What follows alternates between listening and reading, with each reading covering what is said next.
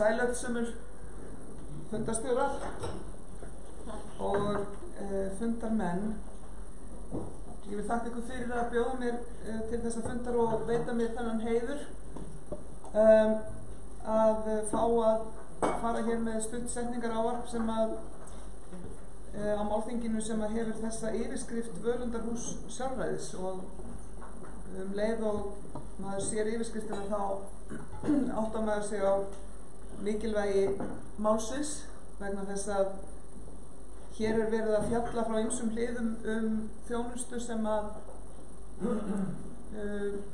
gríðarlega mikilvæg en ekki aðgengileg fyrir alla. Hér verið að fjalla geðheilbrigðisþjónustu og meðferð vegna fíknar fyrir fólk með þroskahömlun og eða einhverfu. Dagskráin áhugaverð og ber með sér eins og yfirskriftin að hér að ræða flókið mál sem á sér margar hliðar. En þessar mörgu hliðar fela hver og ein í sér margar og stórar spurningar mikilvæg mannréttindi fólks. Eins og til dæmis spurningar eins og: réttlætanlegt að taka ráðina af fullorðnu fólki? Hvers virði sjálfsákvörðunarrétturinn eða hann takmarkaður? Hvað með beitingu nauðungar til að vernda einstaklinga og hvenær nauðung réttlætanleg, og þá hvaða skilyrði á að uppfylla? Þessar spurningar eru spurningar grundvallarmannréttindi. Og þetta verður fjallað í erindum hér á eftir, og vil þakka Þroskahjálp fyrir það að taka þetta mikilvæga málefni hér til umfjöllunar. Frá mínum bæjarstyrum séð þá snýst þetta viðfangsefni sem hér til umfjöllunar einkum rétt sjúklinga til meðferðar sem skilar árangri og nauðsyn þess að heilbrigðiskerfið og félagslega kerfið vinni saman. Vinni saman að því að mæta þörfum hóps sem hér til umfjöllunar. Fólk með þroskahömlun og eða einhverfu sem þarfnast geðheilbrigðisþjónustu og eða meðferð vegna fíknar ef til vill ekki ýkja fjölmennur hópur. Aftur á móti að ræða einstaklinga sem að hafa ýmsu leyti sértækar þarfir og þarfnast þjónustu sem tekur sérstaklega mið af þeim þörfum. Og þetta snýst auðvitað máli fyrst og fremst. Og verkefni okkar sem að til þess kjörin að gæta að því að allir fái aðgang að þjónustu að tryggja þessum hópi sama rétt til þjónustu og öllum öðrum. Það virðist vera sem þjónusta við þá sem eru með geðraskanir og glíma við fíkn hafi fyrst og fremst verið mótuð til að þjóna ákveðnum meðaltalsþörfum. Þjónustan hendi þannig í meginatriðum þorra fólks, en þeir sem ekki falla að þessum meðaltalsþörfum, þeir eiga á hættu að lenda utan gátta. Ég sjálf svo bjartsýn að ég leyfi mér að segja að við stefnum að einhverju leyti rétta átt, þar sem að verður betur fært að mæta sértækum þörfum en hingað til hefur verið gert. Og af hverju segi það? Það kannski fyrst og fremst vegna þess að við núna í heilbrigðisþjónustunni og í fleiri kerfum að leggja meiri áherslu á þverfaglega vinnu. Að við þurfum þverfaglega nálgun og ekki bara innan stofnana og skipulagseininga, þá ég að tala kannski segjum heilsugæsluna eða spítalans eða hvað það heldur líka að auka samvinnu þvert á kerfi. Ég hitti í gær fulltrúa eða stjórnendur úr félagsþjónustunni á landsvísu, þar að segja sem þá starfsfólk sveitarfélagana, sem að kölluðu sérstaklega eftir auknu samstarfi við heilbrigðisyfirvöld varðandi nærþjónustu heima, og þá erum við að tala þjónustu við aldrað fólk, bæði heimahjúkrun og heimaþjónustu, og þá þjónustu sem að heilsugæslan að veita íbúum þessa lands.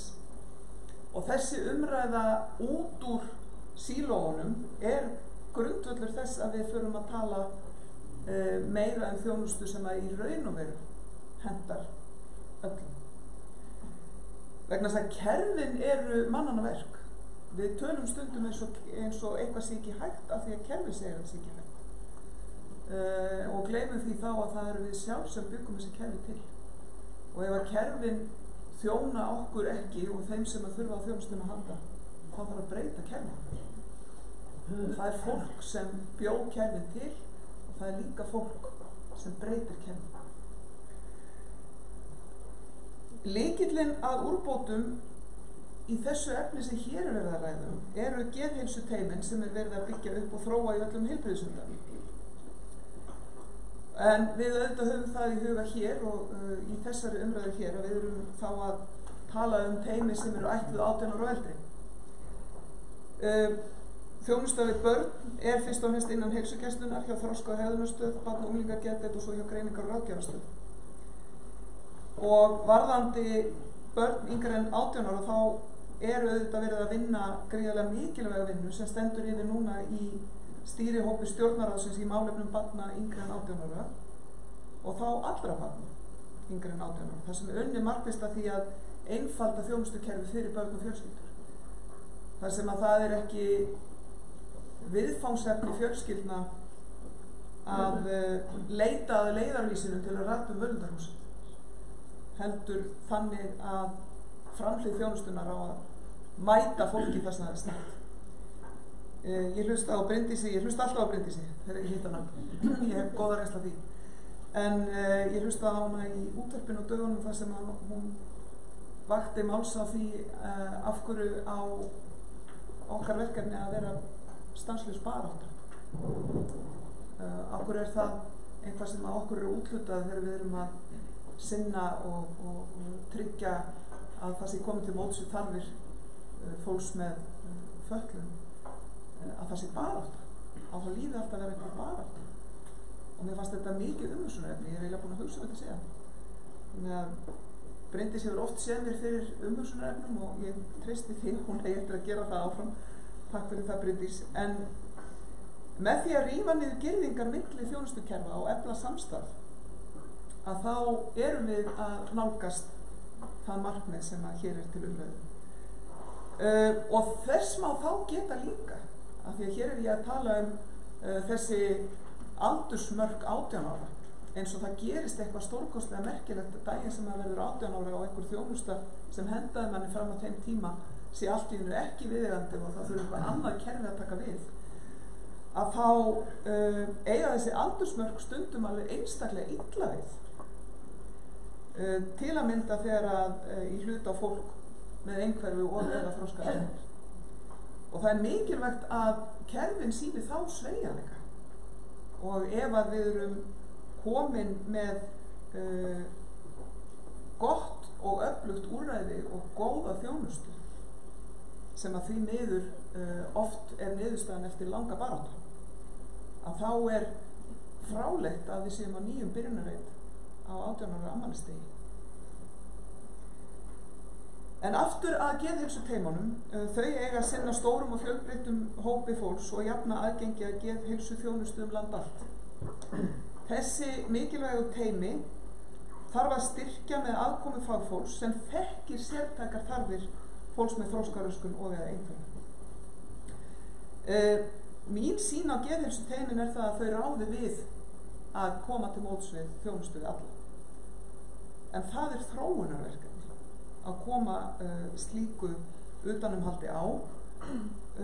Það til skoðunar af hálfu ráðuneytisins hvernig megi efla geðheilsuteymin til að koma til móts við þennan hóp og þar tvennt sem við erum fyrst og fremst að hugsa. Ein leið væri að koma á fót einhvers konar handleiðsluteymi sem gæti þjónað geðheilsuteymunum á landsvísu. Við þurfum ofta aðlaga okkar kerfi að þeirri staðreynd að við erum tiltölulega fámennt samfélag. og það sem hendar í löndunum í kringum okkur ekki endilega það sem hendar hér. Þekkingin fyrir hendi en hún ætti kannski frekar heima í handleiðslu teymum eins og við erum að nefna hér en í stofnun sem lokuð og með nýja þröskulda til þess að kalla eftir stuðningi. Þar mætti sjá fyrir sér sérþekkingu fagfólks eins og atferlisfræðinga, þroskaþjálfa, iðjuþjálfa, sérfræðinga í einhverfu og öðrum málum. Slíkt þverfaglegt handleiðsluteymi kæmi þá að því að styðja geðheilsuteymin eftir því sem við ætti á hverjum tíma og hverjum stað. Önnur leið sem við erum líka að skoða væri að styrkja þekkingarmiðlun á þessum málaflokki á landsvísu. Og enn og aftur þá þekkingin fyrir hendi en hún dálítið afmörkuð þar sem hún fyrir hendi. Og það þá kannski spurningum liggur við að segja heppni, hversu nálægt maður viðkomandi sérþekkingu eða óheppni að vera langt frá henni. Þá værum við annars vegar með handleiðsluteymi af þessu tagi og hins vegar einhvers konar þekkingarbrunn eða þekkingarmiðstöð sem væri til dæmis innan þróunarmiðstöðar íslenskrar heilsugæslu sem hefur það hlutverk að sinna þróun, nýsköpun, öflun þekkingar og miðlunarnar fyrir heilsugæsluna á landsvísu. Ekki bara að sinna í heilsugæslunni á höfuðborgarsvæðinu, þó hún sé staðsett þar, þá hefur þróunarmiðstöðin hlutverk gagnvart landinu öllu. Og það auðvitað líka gríðarlega mikilvægt að fjölskyldur búi ekki við það, nóg nú samt að þurfa jafnvel að flytjast búferlum til þess að nálgast fullnægjandi þjónustu, sem að ég veit að veruleikinn í mörgum tilvikum.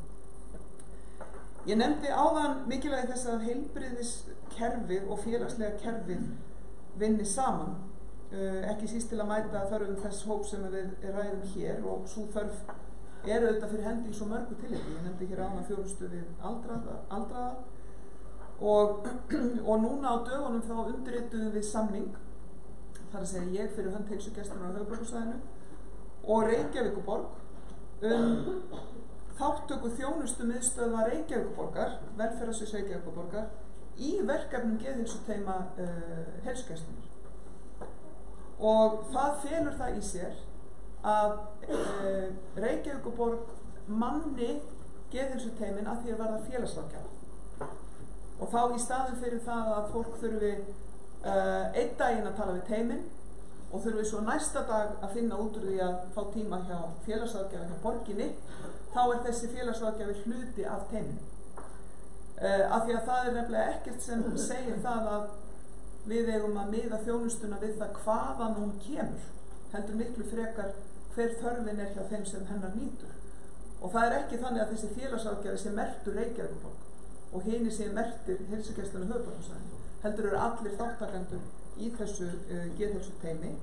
Og þetta samstarf ég vissum að sé vísir að því sem koma skal, bæði víðar land en líka með aðkomu fleiri sérfræðinga. Og sérstaklega þegar við erum að tala viðkvæma hópa og þá hópa sem helst að glíma við vöfundahúsið. En svo einhver ykkar vita hér að þá mjög stutt síðan að við áttum fund fulltrúar frá Þroskahjálp og einhverju samtökunum þessi mál. Og ég vil bara segja ykkur það hér að slíkir fundir eru mikilvægir vegna þess að stjórnvöld þurfa að læra. Það mikilvægt að þeir sem eru valdir til forystu í samfélaginu að þeir séu skikkaðir til að læra og skilja. Vegna þess að þegar að slíkum fundi koma fram þessar áhyggjur félagana skort á þjónustu og eftirfylgd við hópinn eftir 18 ára aldur sem var fyrst og fremst umfjöllunarefni fundarins, að þekkingu á þörfum hópsins innan heilbrigðiskerfisins sé takmörkuð og að þjónustan í dag byggi meira á því að slökkva elda frekar en að halda út í ráðgjöf og þjónustu til að koma í veg fyrir vandamálin. Slíkur fundur í heilbrigðisráðuneytinu með Þroskahjálp og einhverfusamtökunum var til þess að strax þann dag var sett í gang vinna til þess að finna lausnir. Ég er viss um það að áhyggjur ykkar og gagnrýni á kerfið er réttmætt vegna þess að hér er talað um reynslu. Ég er líka fullviss um það að það er hægt að gera betur og það er hægt að bæta þjónustuna til muna með því að byggja á þeim grunni sem við höfum, en líka með því að byggja á þeirri hugmyndafræði að kerfin eru mannanna verk og við eigum að vinna þvert á þau. Geðheilsuteymin sýna okkur hvað er hægt að gera og það er grunnur sem við getum byggt ofan á þá þjónustu sem hér er til umfjöllunar. Ég ætla ekki að hafa þetta miklu lengra hér, góðir gestir, óska þess fyrir ykkar hönd að málþingi verði gott og gagnlegt og að landsþingið ykkar takist sem best, og svo óska ég þess að við munum eiga áfram gott samstarf og við getum áfram unnið að mikilvægum úrbótum. Ég treysti því að ég sjái það hér eftir sem hingað til í dagbókinni minni að ég eigi von á fundi með fulltrúum Þroskahjálpar. Það hefur alltaf verið gott samtal og ég vil að það sé opið og gagnlegt og áframhaldandi. Takk fyrir og gangi ykkur vel í ykkar störfum.